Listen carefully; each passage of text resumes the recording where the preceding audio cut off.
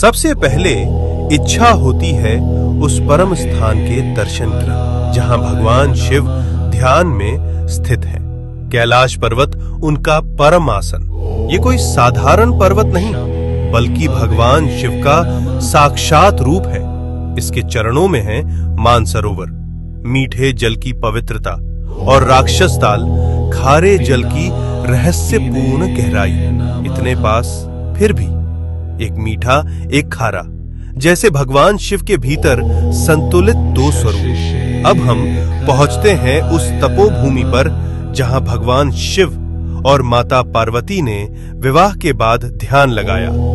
ये है आदि कैलाश, उत्तराखंड के ऊंचे हिमालय में स्थित, जहां आज भी उनकी ध्यान ऊर्जा का कंपन महसूस होता है। यही है गौरी कुंड और पार्वती सरोवर। ये पर्वत नहीं, शिव पार्वती की जीवित उपस्थिति का केंद्र है, इसलिए कहलाता है छोटा कैलाश। और पास ही स्थित है ओम पर्वत, जहां बर्फ पर स्वतः उभरा ओम दिखाई देता है, जैसे शिव का मौन मंत्र इस भूमि में गूंज रहा हो अनंत काल से।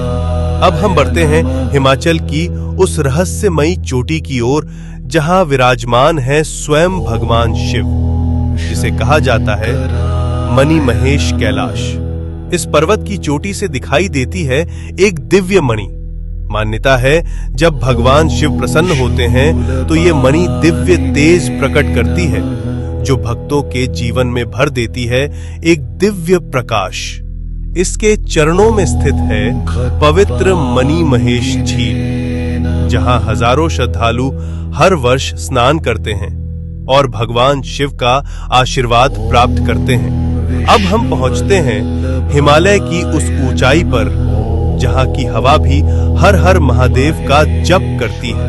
ये है श्रीखंड महादेव। यहाँ स्थित है एक भव्य प्राकृतिक शिवलिंग।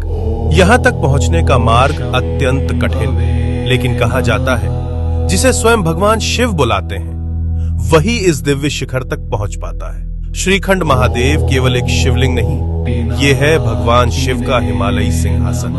अब हम पहुंचते हैं भगवान शिव के एक और दिव्य धाम पर, हिमाचल की उस रहस्यमयी भूमि में किन्नौर कैलाश। यहाँ स्थित है सदियों पुराना एक विशाल शिवलिंग, जो अपने आप में अपार ऊर्जा समेटे हुए। और कहा जाता है यात्रा के दौरान कई भक्तों को ब्रह्म कमल के दर्शन भी हुए हैं। ओम नमः शिवाय।